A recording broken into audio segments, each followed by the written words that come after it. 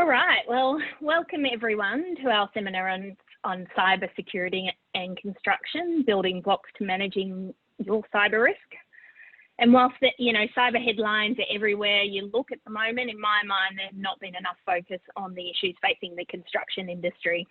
And in this increasingly digitalised economy with businesses relying more heavily on technology to achieve operational efficiency, this has only resulted in the heightened exposure cyber risk brings.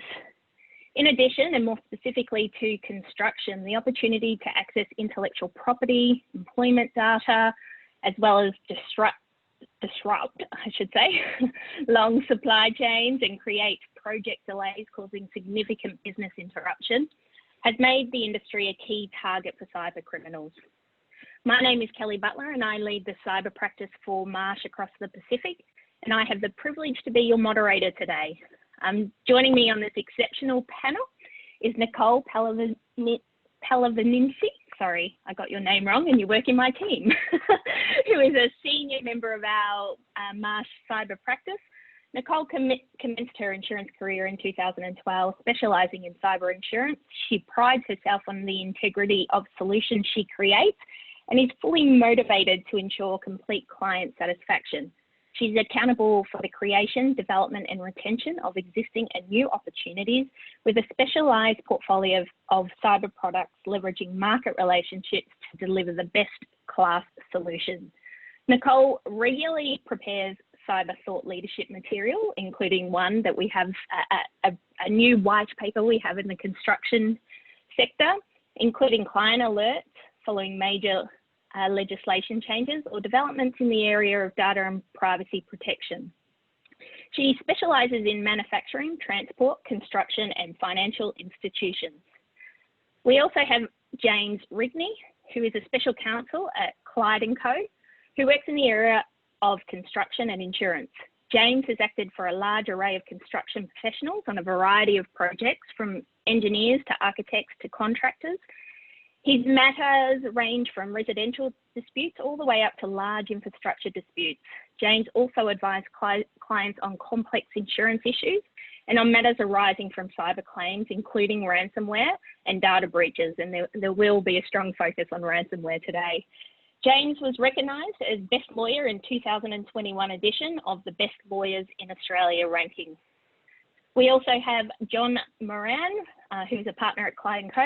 John is a recognised expert in the cyber risk and incident response space, leading one of the largest dedicated cyber incident response teams in Australia and New Zealand.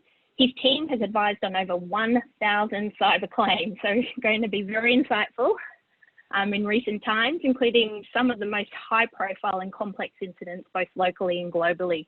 He has extensive experience advising clients across the full cyber lifecycle. Again, we'll focus a little bit on this because this is really important, from pre-incident readiness to boost an organisation's resilience and incident response, through to claims, regulatory investigations and recovery proceedings that often ensure.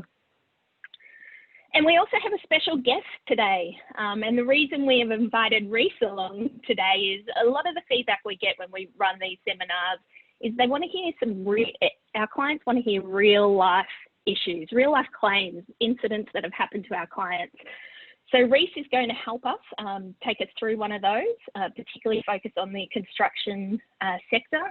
Reese is a leading member of Clyde&Co's cyber incident response team and has experience acting in a range of local, regional and global incidents affecting government agencies and organisations of all sizes operating across all industry sectors.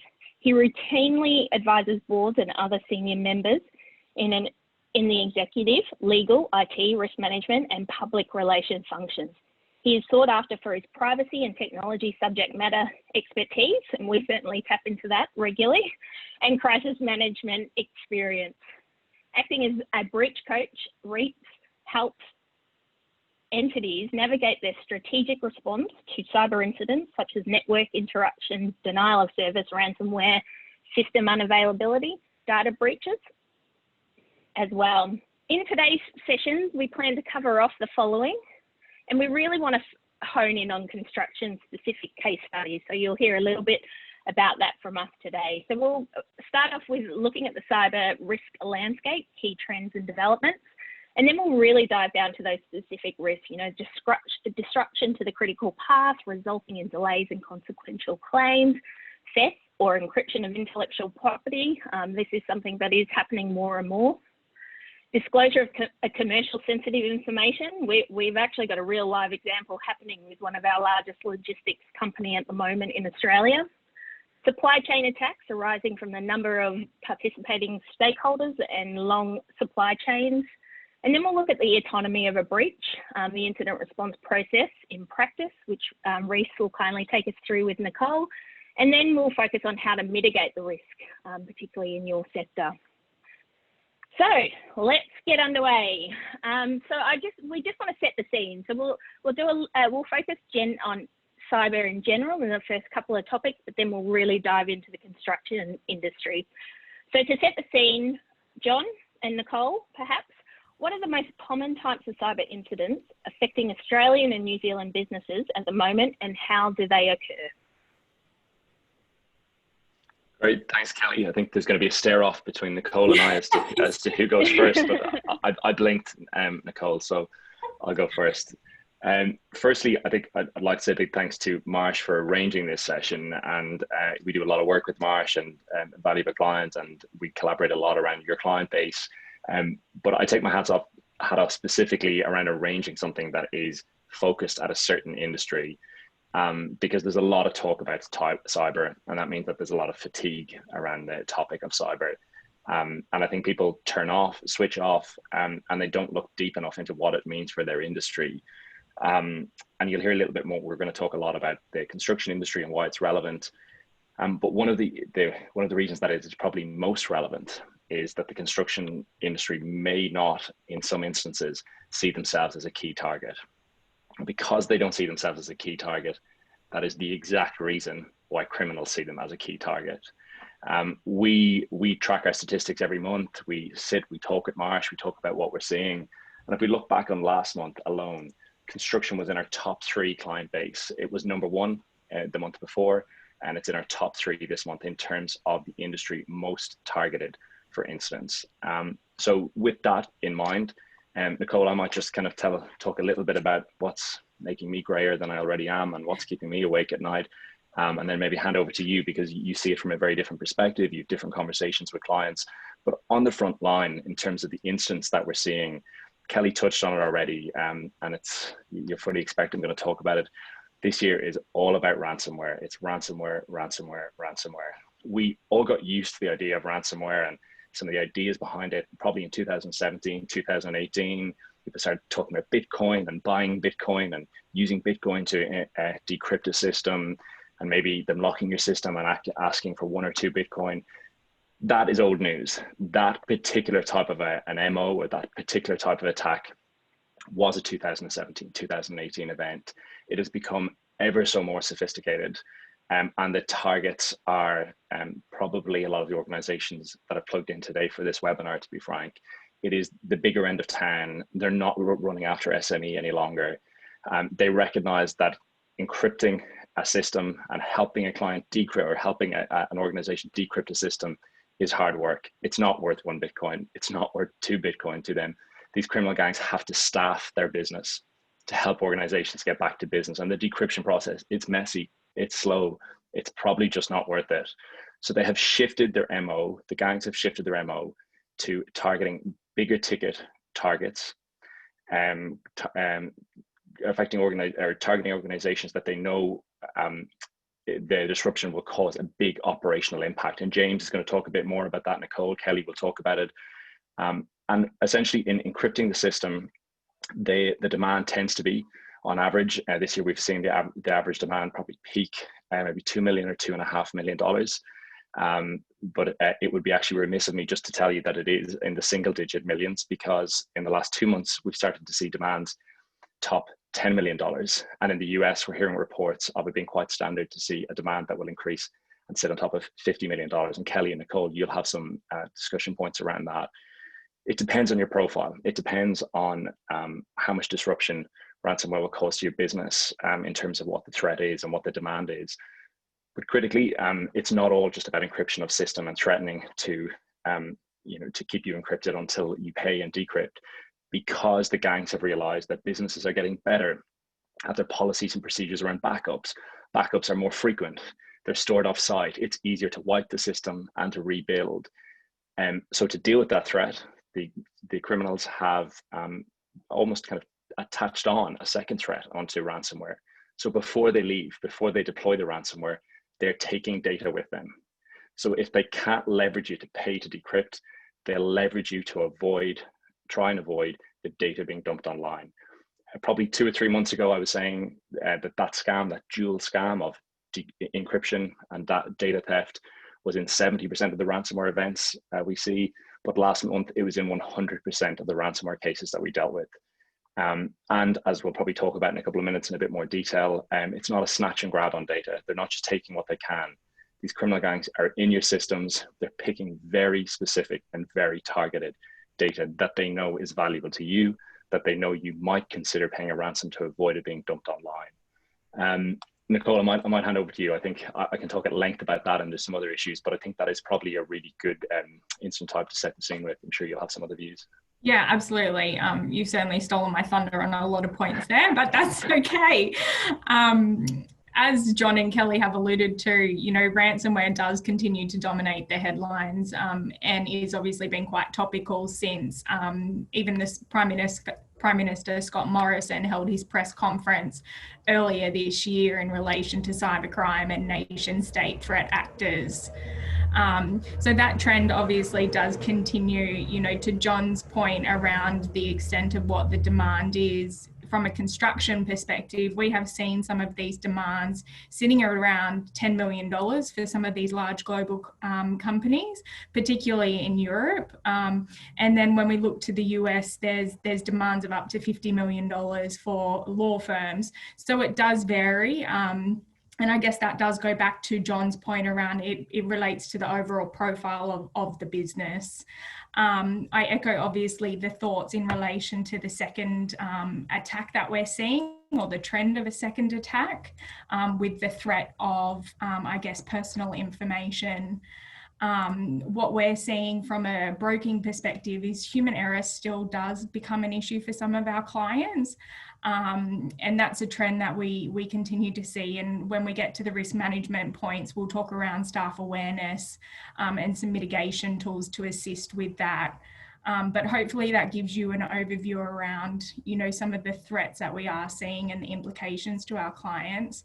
And we can move on, I guess, Kelly, to the next points.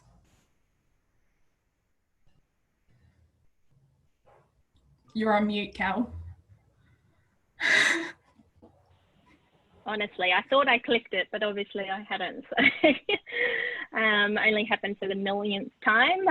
Anyway, before we get into the specific of construction, I thought it might be nice to give everyone an overview of where we're actually seeing the main costs associated with the claims that are coming into the insurance market. So they've escalated. We've got ransom, we know about ransom the amount, but what are the costs associated with dealing with that?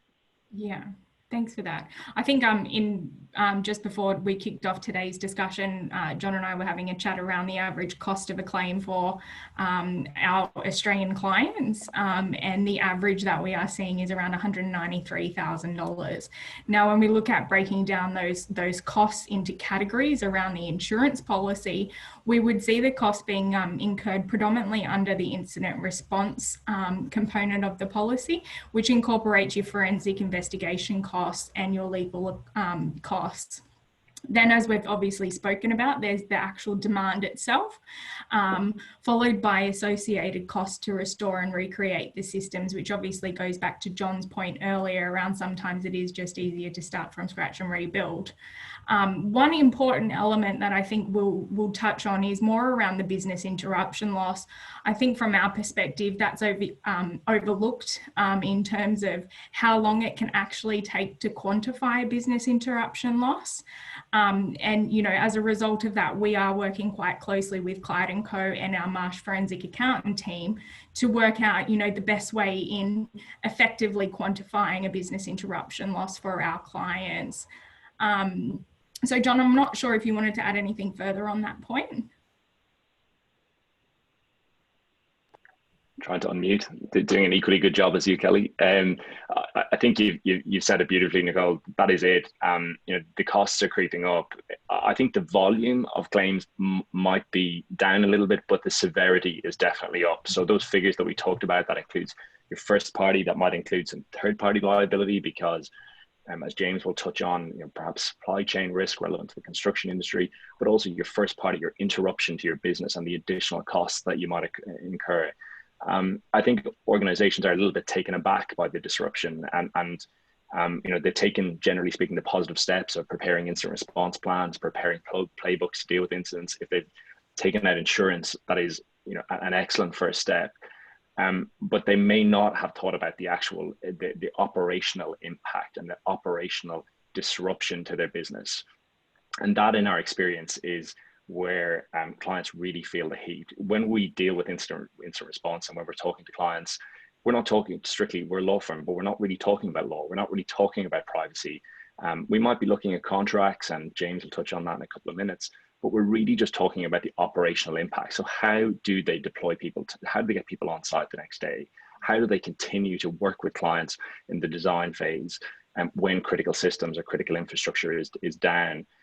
That operational piece, you can have the best laid plans in the world, but I think Muhammad Ali said, everybody's got a plan until you get punched in the face. And that is what a cyber incident is about. The disruption comes from stage left. It's not anticipated on your part, but it's often anticipated on the criminal's part. And they will hit at a time when they know it would cause the maximum amount of disruption, because that gives them the maximum amount of leverage. I think it's fair to say, though, to that point as well, though, John, if we look at the way that, a construction company has been set up, they don't typically have the same sort of stakeholders that we would see from a financial institution's perspective, where they have a CISO or a chief information technology officer, somebody to actually really control and manage the organization's cybersecurity strategy. When we look at our middle market or corporate clients, they certainly don't have the experience to be able to respond and recover quickly to a cyber event. And then these clients become overwhelmed. And that's why we can see, some of these costs quickly incurring, because we're not calling upon the appropriate response. Yeah, absolutely. It all washes out in incident response. Back to you, Kelly. Yeah, definitely. Look, I think there's now a lot of awareness around the fact that there is cyber insurance, and that and most of the people on this call will know the basics on that. So I don't want to spend a lot of time on insurance itself, but I do think it's important for you, Nicole, just to give us a little bit brief overview of why it's important, what cyber insurance is, and then just kind of touch on the take-up rates, particularly in the construction sector. Yeah, thanks, Kelly. I think, as I just mentioned, it's obviously important for every organisation to have a comprehensive risk management strategy that prepares the organisation to be able to respond and recover from a cyber incident. And in most cases, that should obviously incorporate an effective risk transfer solution via a cyber insurance policy. So when we have a look at what the components of the cyber insurance policy look like, they're typically broken down into both first and third-party coverage sections. We've obviously spoken around the incident response costs, which would be classified as a first-party cost, which incorporates access to an incident response panel such as Clyde&Co to help you mitigate and contain and respond to a cyber incident. We've spoken about business interruption, basically high level, that's your loss of net profit during your downtime. But importantly, you've also got data costs and restoration costs. So where there has been an incident that I guess has or requires your data and or systems to be restored and or recreated, the policy would afford coverage for that. We've spoken about the ransomware and the demand and the assistance behind the policy in relation to, I guess, dealing with that sort of extortion event. And then we look at the third-party coverages. So basically, in the event that there is a breach of personal information, the policy can respond to your legal liability and damages associated with that breach of the personal information. And then we've also got regulatory fines and penalties, which often provokes a conversation amongst all people in the insurance industry and our clients, because they're typically, under an insurance policy, we're insurable by law. So John, I'm not sure if you actually have any thoughts on that, because I know some clients here would be very interested to understand that. I love how everybody's smiling because we didn't discuss that question. Go for it, Nicole. Yeah, I feel like we're going head to head, you and I. This is like a battle, and it's a really good question. It is a really good question, and maybe just to set the scene around the regulatory piece. For those who've been maybe not fully keeping abreast of this, we've had a mandatory notification regime in Australia for just over 2 years, 2.5 years, because this year is nearly over. And then obviously GDPR has come online, and we have various different regimes across APAC and globally. I think the world at large is generally speaking, understanding and getting their head around this concept. If you have an incident and it touches on personal information and there's a risk of harm, most organizations we deal with understand the obligation they have to, the steps they have to take. Even if they're not caught by legislation in a certain area, they will generally speaking want to do the right thing. And that's the changing tide of dealing with incidents that touch on personal information. I should say that a whole raft of these incidents never touch on personal information, and Reese is going to give a great example of that later on. So that's not the be all and the end all, because I understand what people might say on this call, that we're not a bank, we're not an organization that deep dives in personal information. But similarly, the same concept or a notification applies to commercial information and commercial stakeholders, because the expectation is at a contractual level or just at general principles that if you hold data or you receive data from a corporate partner, they want you to do the right thing as well. So that was a very long intro to say on the regulatory piece, there is an obligation to notify. The regulators in Australia have been a little bit quieter, but I can tell you firsthand that has changed. And it's not just about the Information Commissioner. You're seeing the ACCC, you're seeing ASIC, and we're seeing a raft of other regulators step into this. There's obviously in this sector, there's guidance out there on critical infrastructure. It's all encompassing. It really is all encompassing, and James will touch on that. But the point is, with fines and penalties, they haven't been handed down yet. They have been handed down internationally. It's not clear internationally whether they, all the circumstances whether they will be paid. But in Australia, I think I'm prepared to put it out there and say that that's where a lot of this cover has evolved from, under the anticipation that it will be covered. And I suspect that it's not criminal in nature. So I suspect that they will be covered, these fines and penalties. Interesting to get your view on that. Putting it out there, yeah. That was interesting. I'm sure insurers are certainly charging for it in their premiums in any case. So, look, I want to bring James in now to talk to us a little bit more. Let's get right into the details for construction. So, what, if anything, makes the construction industry particularly susceptible to cyber attacks when compared to other industries? Thanks, Kelly, for that question. And it's a really good question. I think there's sort of three main reasons why the construction industry is unique in this sense. I'll take us through three of them. So the first is the digitalisation of the construction industry. The second is what John has referred to as being supply chain risk. And third is really to do with the fact that the construction industry doesn't occur in buildings, it occurs on construction sites. So that's the third reason. If we turn to the first one, if we think about our own lives in the last 10 to 15 years, how much it has become heavily digitised, the construction industry is really no different. And to give you just a basic example, this used to be a pen and paper industry, and now it's completely digital. So you've got computer-aided designs and plans being prepared. You've got information being stored on the cloud, and you've got it being exchanged electronically. One of the things we've come across in our preparations is having a look into, and I think this is referenced in the Marsh white paper, is building information modelling. And just an example of what that is. So if you think about back to your, you imagine a miniature architectural design of a building. So building information modelling is that in a digital form, but it allows all of the participants in the design building scenario to have inputs. So you'll have your architectural plans, you'll have your engineering details, you'll have contractors putting in information there about materials and so on. So it's a live sort of digital environment in which people can input this information, and it's designed to assist the building process. So why is that relevant? Why is that important? Because you can see that with all this collaboration, there's increased sort of access to this digital information. And even if you're not in the realm of building information modelling, we've all seen projects where you've got a huge receptacles of data, and there's databases which have design drawings. It's designed to have, so people get ready access to this information. And what you'll notice is that anyone can get access to this information from anywhere in the world. And so that sort of is the digitisation element of it.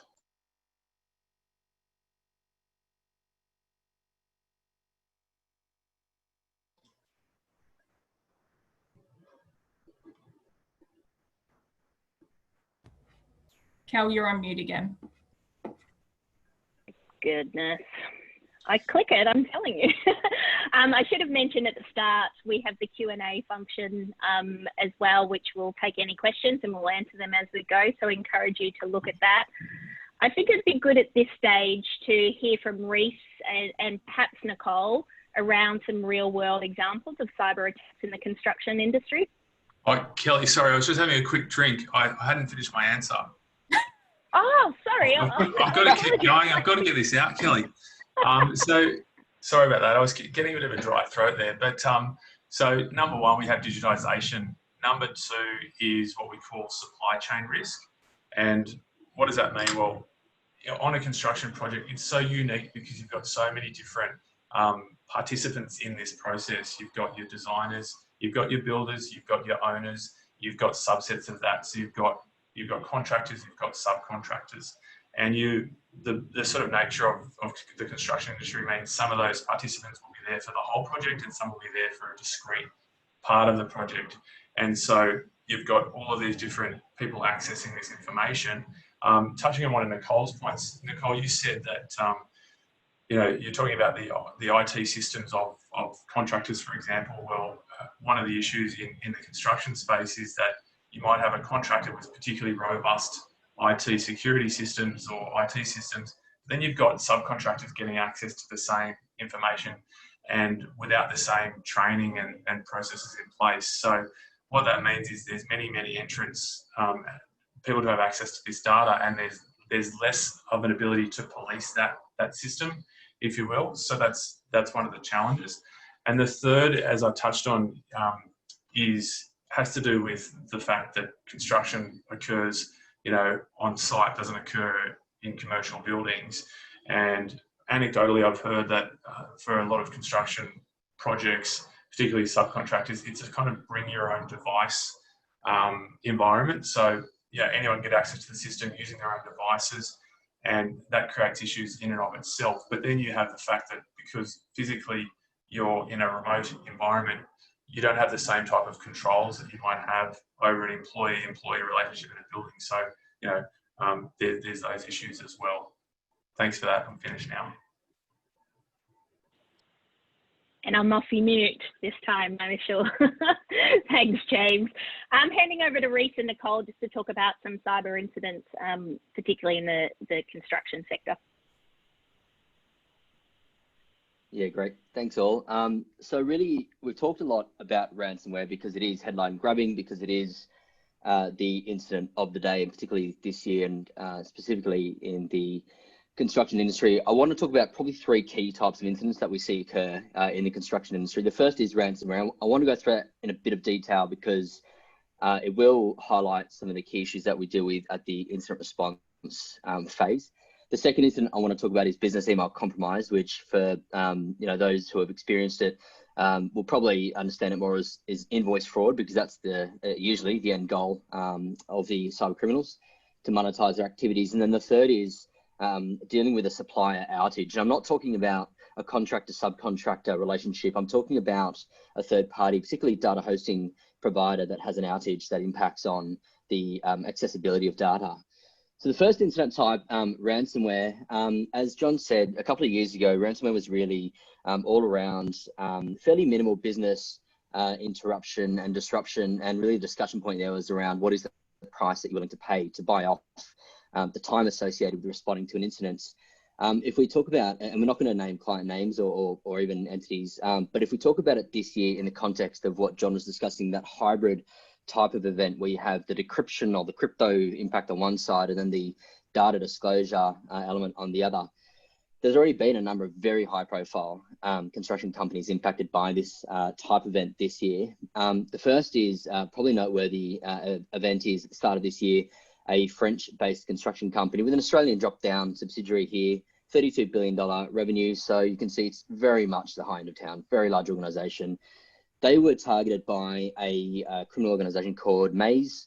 That's a group very well known for encrypting systems and taking data on their way out, so they can have that extortion element to it. As part of that incident, the entity did have their systems encrypted, and they put up a statement on their website effectively explaining what was happening. And I think it's actually key to just kind of read the words that they use and understand that. The words was, client name says, all our personnel are working flat out to ensure our operations continue as smoothly as possible under these conditions, so that impact on our customers and partners is minimized. And the reporting around it at that time was that anybody emailing the company simply received a bounce back saying that the email did not receive due to an IT failure, and any phone calls made to the company weren't able to go through. So if you just think about it in the context of what does that actually mean for your organization, and I appreciate James's point, which is completely right. Construction is done on the site, but how does the organization, the head office who's managing this from the corporate office, actually deal with this for a couple of days, for a couple of weeks? What does that actually look like? How do you manage that operational disruption?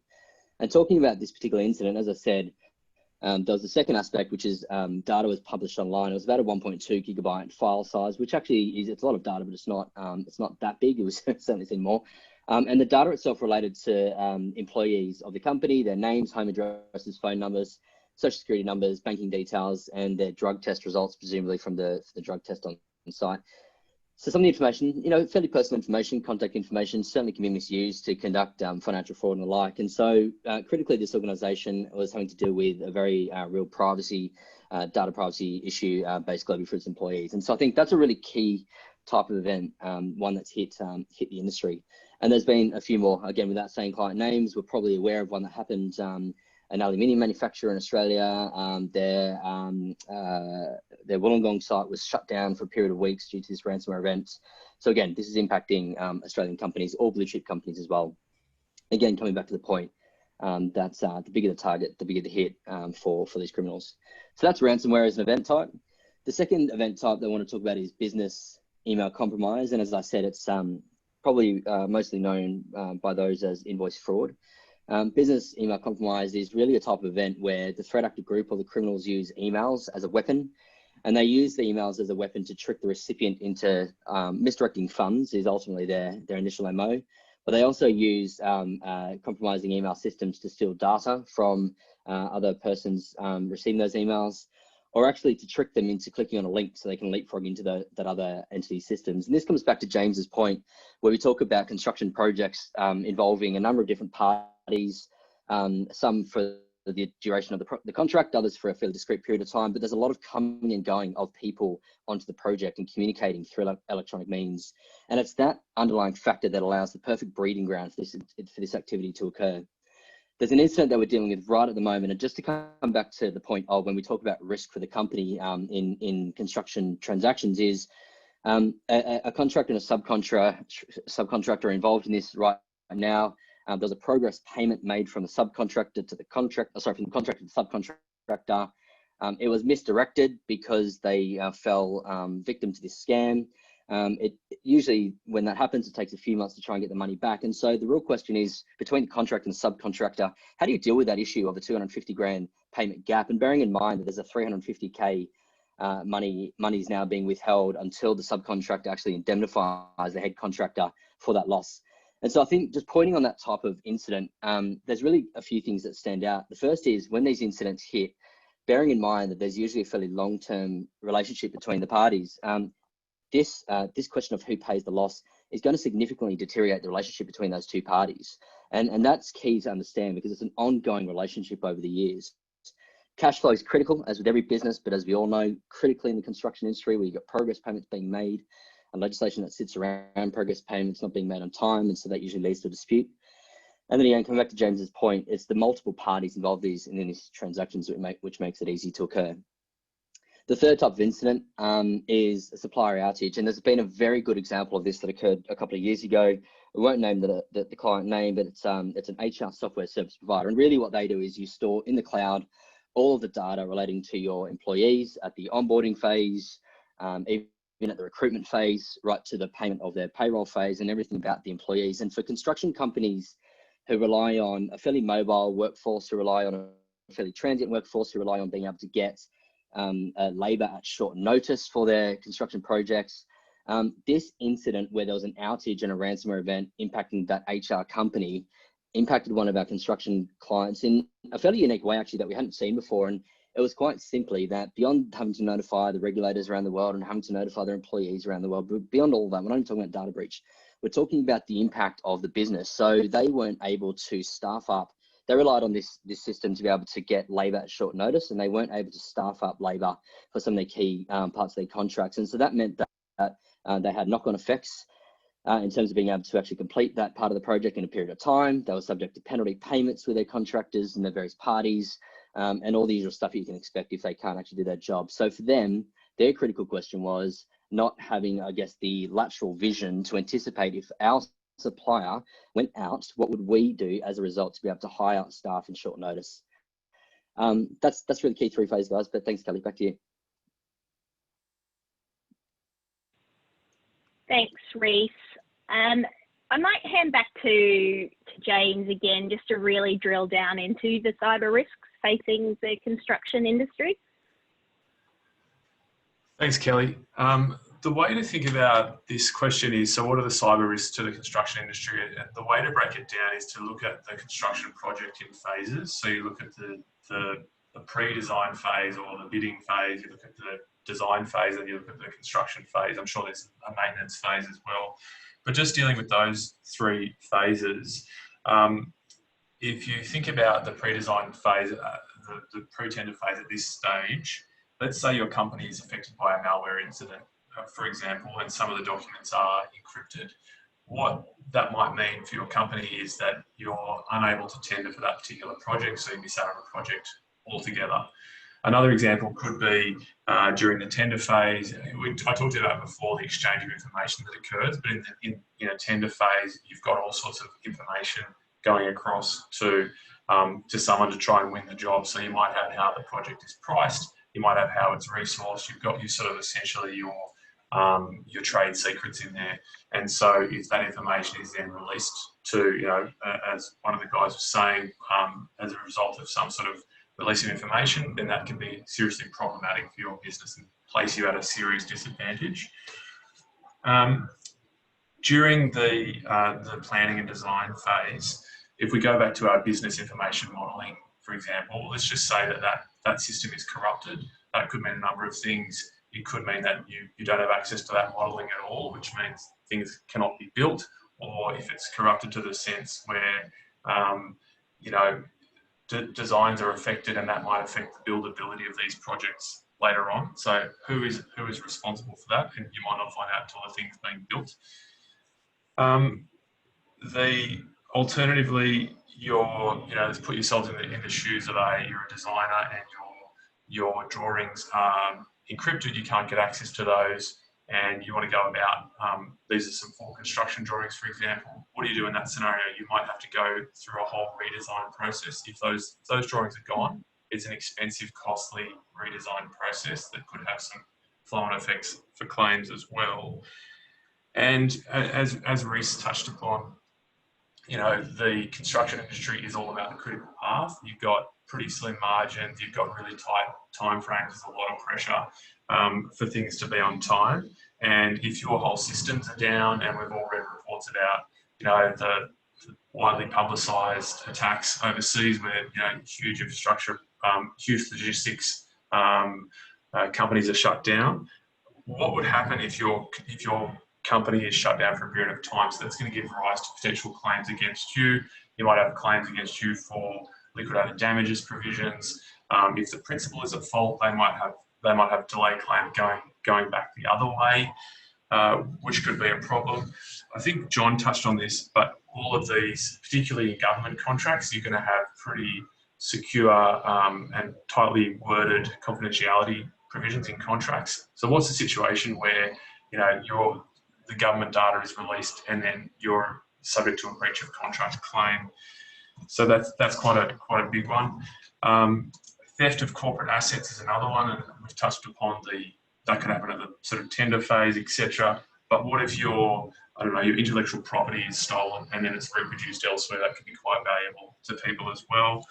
There was a reported case in 2013 where a contractor's systems were breached, and they were the ones that were working on the ASIO building in Canberra. I don't know if anyone's heard that story, but you know, the government floor plans, communication, cable layouts, and server locations for the ASIO building in Canberra were sort of gone and lost. So I'd hate to be subject to that particular claim. So I think in summary, there's all manner of claims that can come as a result of the construction process, and the way to think about it is really as part of that design life cycle of the project. And you know, there can be some pretty big exposures. There was another example I've got here. My last one is there was a manufacturer of construction materials in 2017, and Reece and John would know more about this, but this was a result of the NotPetya attack, and it lost 250 million euros in sales and 80 million euros in operating income as a result of being down for 1 month. So you can just see, you know, as well as being responsible to other parties, you're also losing income yourself. And of course, the things that John touched upon, regulatory inquiries and so on, that are going to follow as well. Hey, Kelly, if you don't mind, I might just strap something onto the back of that, which is that is incredible insight into the industry and how it actually touches on construction-related issues. But also, never forget that, like every other organization, you are a business. You have employees, you have assets. Just the fact that you provide professional services or that money exchanges from left hand to right hand, that in and of itself, the subject matter aside, that poses a significant risk and a significant opportunity for threat actor groups. You know, access to mailboxes, you know, how weak your systems or the perimeter of your fence might be. All of these are key factors in determining whether you are an appropriate target or not. So it's specific, but it's also general in nature, the risk. Yeah, thanks, John. It's really interesting. We certainly help our clients think about not just, you know, the cyber risk itself, but what is the motivation and how susceptible are you for that happening as well. I think that is a really important mindset to have when thinking about and addressing your cyber risks. Look, I'm conscious of time, so I do want to hand back to Reece in relation to taking us through the autonomy of a breach. I think that would be really good to hear from you and how the incident response operates in practice, using a real case study, please. Yeah, great. So obviously each incident itself is different in terms of how you respond, in terms of what's involved, but critically, and won't name a client, there's a couple of different incidents kind of that will mash into this, but a recent example that we had was an entity, and this happens quite often. There's effectively credentials, login credentials, they find their way on the dark web being sold, and we see this quite often. The way that the cyber criminal gangs work is they're each their own trade, they're each their own expert in some part of the actual cyber chain. And what we see is that the group's well known for being able to actually gain access to systems and then use those details. They sell that online. And this particular client that we helped with quickly identified this and then obviously enacted the incident response process. And the incident response process in that case was obviously trying to understand how they made their way online, understand what impact that meant for their systems, start to close the doors if doors were left open in that case.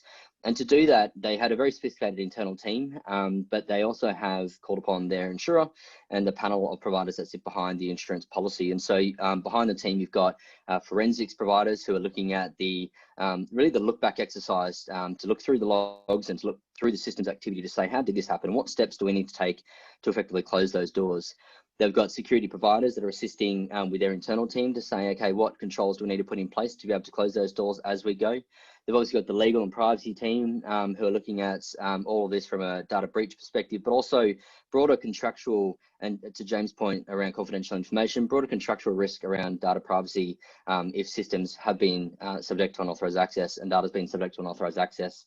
And then as part of the broader response, dovetailing that into a communications piece, because very clearly that client has to actually communicate with its key clients and its suppliers about the incident on a one-on-one basis to provide them with reassurance that the incident doesn't pose risk to those party systems or the data they hold as well. So you can really see there in that type of incident, which started off as a really a credential breach or a credential disclosure, you can see there's a really big kind of spun up process that's involved and required to ensure that that company addresses all measures of risk associated with the incident.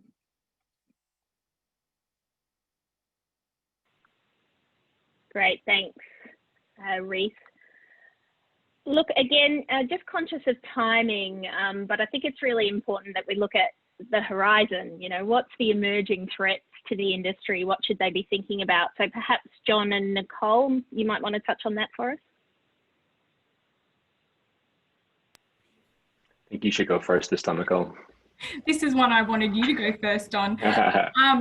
Where do you start? From our perspective, obviously, the risk landscape continues to change on a daily basis. I mean, I don't necessarily have a crystal ball about what's going to happen in the future and where these claims are going to come from. But if we look at, you know, the US, we're certainly seeing an uptick in class action environments relating to cyber events or privacy breaches. So that's certainly something for us locally here to watch quite closely, and John can probably talk a little bit more about that and some of the activity we're seeing in that market. But you know, the construction industry from a PI perspective and a listed DNO perspective is obviously being hit quite hard. So couple that with cyber incidents, it's not painting a good picture for the industry, unfortunately. So we can talk about you know, risk mitigation later on, but that's probably one of the exposures I see.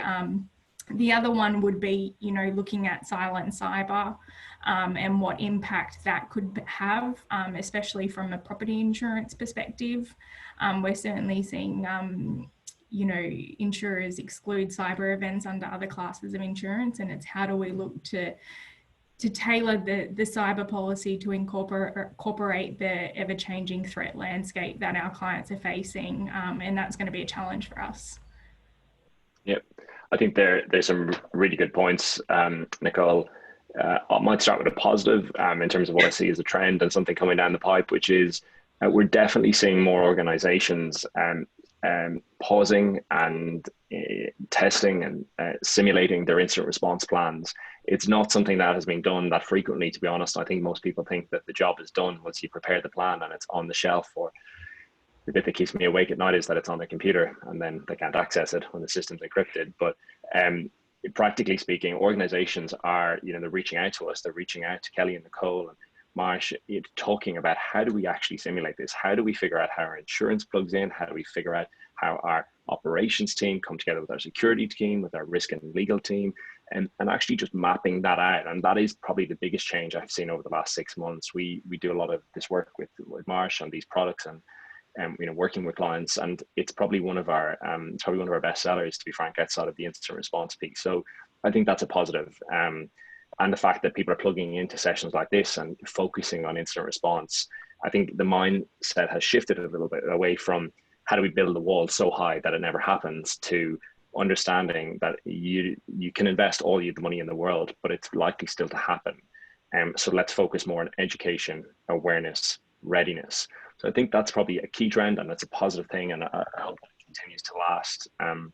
Actually, just before I move off that, Kelly and Nicole, what do you think of that? You guys you're on the front line talking to clients about this. What's your experience? I think you actually really, you know, hit the nail on the head, John. A lot of the time we are now speaking to our clients about these pre-loss services and preparing them for an incident, obviously in conjunction with, you know, typically yourselves around doing the simulation and making sure that the business incident response plans are up to date and have actually been tested. And when they have been tested, making sure that the recommendations are actually being actioned. Because, you know, 2 years ago, we weren't seeing these being tested.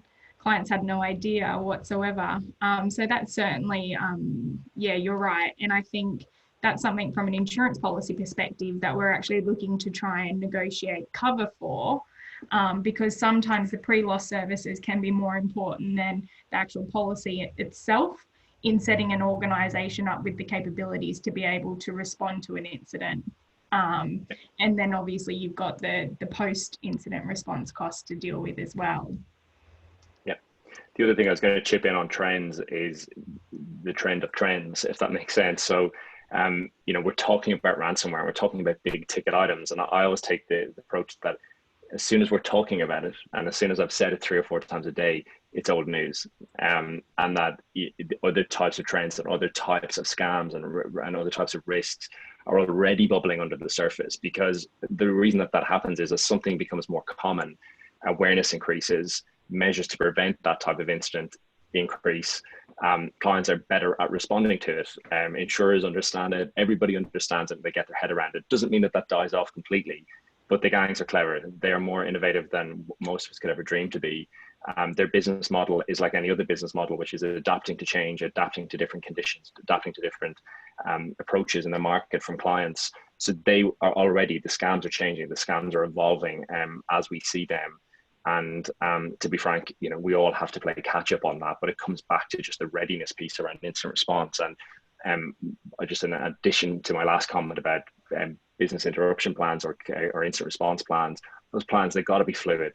So businesses sometimes fall into the trap of making this beautiful 70-page report, incident response plan that encapsulates every potential scenario that might happen. Whereas in fact, the more simple the plan, the better. And I talked about playbooks earlier on, but a good framework for a plan and playbooks as to how you deal with different incidents actually gives a client space to move and freedom to actually, you know, go with the flow in incident response. And you know, that's what we're definitely seeing in terms of an incident response trend as well, is where businesses are a bit better prepared, to be frank.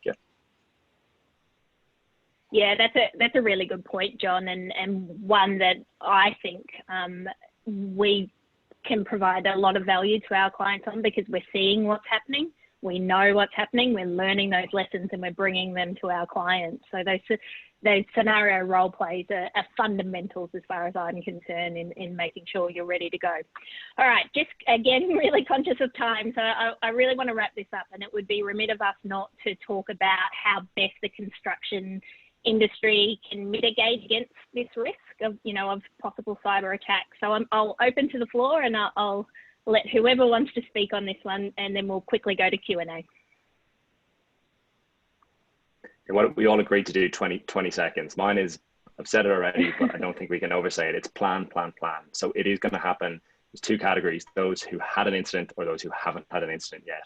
There is no other category. Prepare for it, plan, sit down, get it as high up the agenda in the organization as you can. And the last one is insurance. I don't think insurance is ever going to be, cyber insurance is ever going to be as cheap again, but that's over to Kelly and Nicole. It ain't getting any cheaper. Now is a good time to try and transfer some of that risk.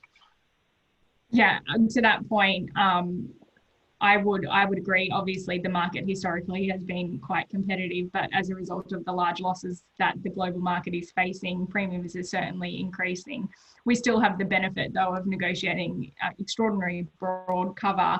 But I think my key takeaway point around, you know, steps to mitigate, it's also about awareness within the business, training employees, making sure they're aware. Especially, you know, may not be so relevant to the construction industry, but everyone's now working from home. They've had to adapt. That adds extra pressure to ensure that the security of the business hasn't deteriorated. So certainly focus on staff awareness and training within the business. I'll jump in and just go really quickly. There is a shopping list of things that you can do from a technical perspective on the government's website. Scott Morrison created a lot of hype with his 9 a.m. brief, but sitting behind it, you've got the Australian Signals Directorate and the ACSC actually saying, let's give a bit more depth to the headline and let's actually set out what you need to do. So for any tech-minded people on the call or those who speak to your tech team, make sure you're looking at what the materials are there. They're very easy to follow. There's an expectation that you're actually addressing the vulnerabilities that have been addressed in that announcement. Make sure you look at that. Thanks, Reece. I'd just add, going back to my points, you know, think about who's in your supply chain, think about how you can minimize those risks, think about the off-site risks, think about the different stages of a potential attack. Yeah, very good point. Supply chain is definitely the weakest link most of the time. So great point. All right, we've only got one question. So obviously you provided all the information, guys. Very thorough, which is great. And it's a question that comes up so often, daily, I would say, for most of us in the cyber world. Have any ransoms been paid? If so, how do you hide the ransom without being detected? And have there been prosecutions? John, I'll let you go first. Oh, it's a good one. Everyone will have something to say on this. So we've only got 3 minutes, and obviously pump in more questions if people have them. Have ransoms been paid? Yes, absolutely. You know, clients are sometimes left with no other option but to pay. I talked about preparing. This is something clients need to think about in advance. Pay, not pay. And there are hundreds of dynamics that layer on top of that decision that make it so different. We deal with organizations that start with a "we would never pay" and end up at the other end. We've got other clients who vice versa, and they are being paid. Clients sometimes have just absolutely no other route, and they sometimes consider it the right thing to do. Reece touched on earlier on some of the mechanics around the payment. There's sanctions issues, there's anti-money laundering issues, there's specialized vendors that assist us in negotiations around payment. There haven't been prosecutions. The law is not clear cut on this, both locally and internationally, as to the payment of ransoms. And we're seeing some really interesting things pop up all around the world around actually prohibiting the payment of ransoms. But at the end of the day, businesses very frequently make a business decision on this, and they understand the risks, they weigh that up, and that is probably the most critical thing. I'm sure other people will have something else to add on that. Anyone else want to jump in on this one?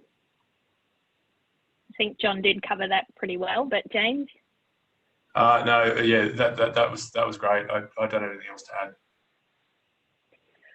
One thing I will add, because I think there is a little bit of confusion around the insurance policy, that insurers just take over and make the decision, and because it may be cheaper to pay the ransom, they would do that. It's actually not the case. At no stage, or is there any conditions within a policy for them to make you pay. It will be your decision at the end of the day. What they will bring to the table is the expertise to give you the best recommendation on how to move forward. So I think there's a lot of confusion in relation to that, because you know, morally it is something that you need to consider as a company as to whether you want to pay or not. So just to reiterate, insurers cannot make or force that payment via the insurance policy. All right, I think that's it from a Q&A perspective, and we're right on time, so I might wrap up and thank everyone. Exceptional, as always, a great panel.